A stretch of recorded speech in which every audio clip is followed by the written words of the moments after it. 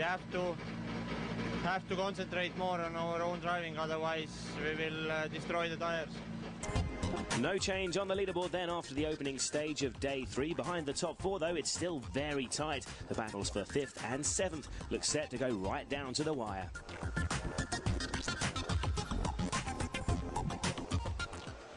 Plenty to still be decided then on this final day, so lots to entertain the fans lining the stages.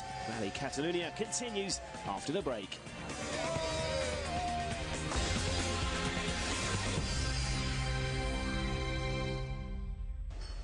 Welcome back to the Rally de Catalunya for the final day's action on the Costa Dorada. Sebastian Loeb is edging ever closer to his 4th successive win in Spain. There are some tricky sections to negotiate on these next 2 stages, so Loeb will need to maintain his concentration even with his big lead. Despite being practically in cruise control, he still manages another fastest time in stage 14. You can see the roads are really dirty in some areas. Mikko Hirvinen's soft compound tyres, though, appear to be working well on these more slippery stages. He beats his teammate in stage 15, second only to Sordo in there.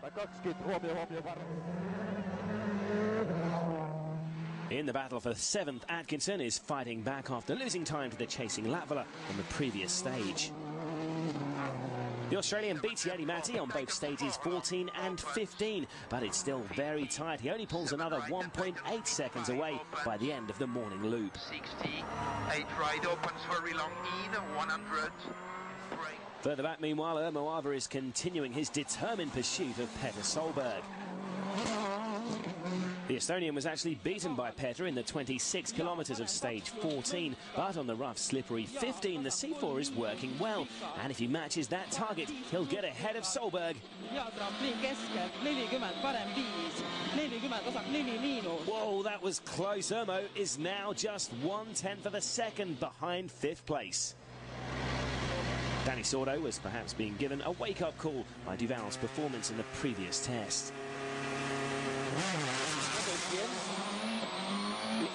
Stage 15 is the shortest of the whole weekend at just over 4 kilometres, so an opportunity now to watch the Spanish superstar in action through the whole test.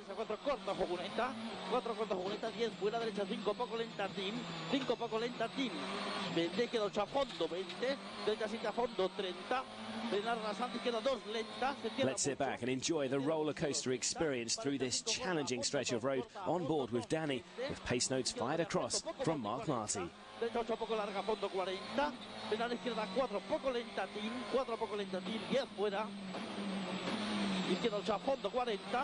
Izquierda 7 a fondo, le cierra poco, 50. Y atención, frenar rasante ya, derecha 5, muy lenta. Muy lenta. 10, izquierda 6 corta, para derecha 6 tin, se cierra 5 ton. Se cierra 5 ton, 10, queda 5 rápida Jocuneta, 20, 5 rápida Jocuneta, 20, derecha 8 a fondo. La Serra Dalmos may be short, but it packs a real punch. This is fairly fast stuff with an abrasive asphalt surface. The road snaked its way through olive farms, and with a dirty, slippery surface, it's a dangerous little test to finish off the loop.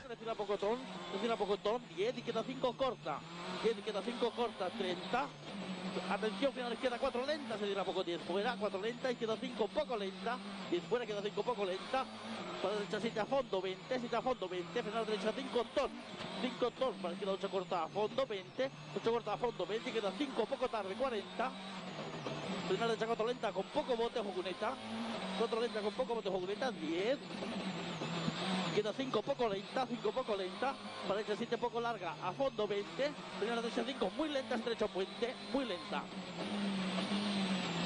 40, izquierda 6 tin, 10, 6 tin, 10, derecha 5, le tira poco. Danny's army of local supporters cheering him every step of the way. The Spaniard's second place isn't quite secured yet, but he has set about reaffirming his hold on a position, already having beaten Duval in stage 14. Derecha 6 a fondo, tin, 50 vistos. En raíz derecha 6 poco lenta, 10 situar. Queda 5, atención, se cierra mucho extra. Situar, derecha 5, lenta aquí. 10, queda 6. It's stunning start from the Citroen man. And the finish boards are fast approaching now. It's another fastest time on stage 15. His advantage over Duval now back up to almost 26 seconds. All very tight in the second half of the top 8, but up front there is little change. Loeb is almost 26 seconds ahead of his teammate. Kievenen's over 20 seconds behind Duval. A situation that doesn't necessarily suit Ford, but that could be about to change. At the final service break at Portaventura, there are decisions to be made by Ford boss Malcolm Wilson.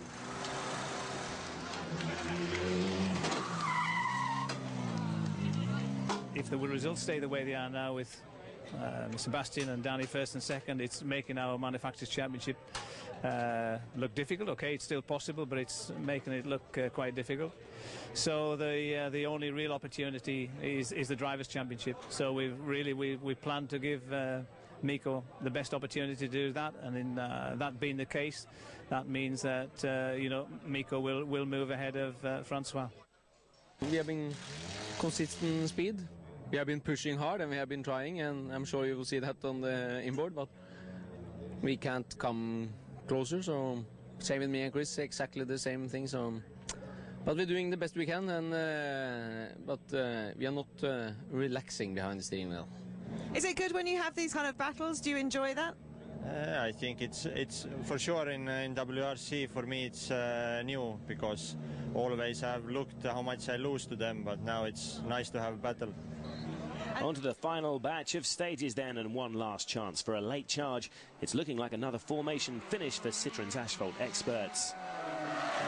Let's rejoin that intense fight for 7th first, though. There are just 4.3 seconds between Latvala and this man, Chris Atkinson. The Subaru driver's position is looking increasingly threatened. 8 right, then cut 7 left. Using Virtual Spectator, we can compare their overall performances so far. Arriving at the second split time of stage 16, 5.2 kilometres in, and Atkinson has made a bit of progress, extending his overall advantage by a couple of tenths to 4.5 seconds.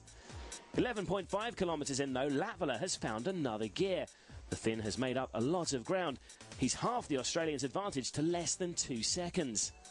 Going into the final sector then, we join Latvala in the stage as he seeks to continue his momentum into the finish. Looking at the target time there, this could go either way.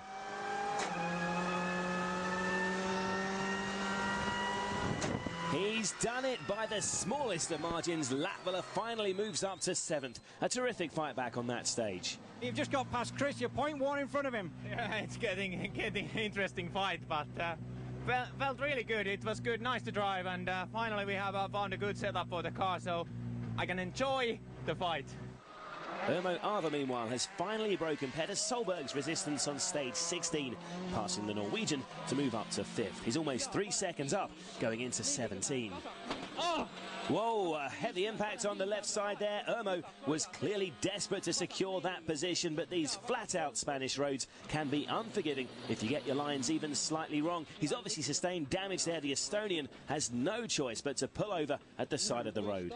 We hit something. That's one Citroen in trouble.